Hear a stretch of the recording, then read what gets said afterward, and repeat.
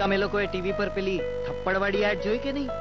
જોઈ, પણ સવાલ એ છે કે ઇલેક્શન ક્યાં છે? ગુજરાતમાં. તો હિસાબ કોનો માંગવાનો? ગુજરાત સરકારનો. તો પછી આપણે છેલ્લા 10 વર્ષથી ગુજરાતની ગાદી પર બેઠેલી સરકારને પૂછવું જોઈએ કે તમે ઉત્સવ સિવાય બીજું કર્યું શું? કેમ જો ને 108 ની સગવડ, શહેરના ફ્લાયઓવર્સ, અરે નેશનલ હાઈવે, ગામના પાક્કા રસ્તાઓ, આ બધું થયું જ છે ને યાર. ઓ ભાઈ, આ બધી ભારત સરકારની યોજનાઓ છે.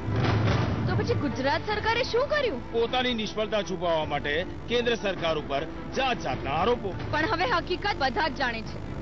એનો મતલબ થપ્પડ મારીને હકીકત ભૂલાવવાના પ્રયત્ન. ગાંધીના ગુજરાતમાં તમાચો મારવો એ અમારી સભ્યતા નથી.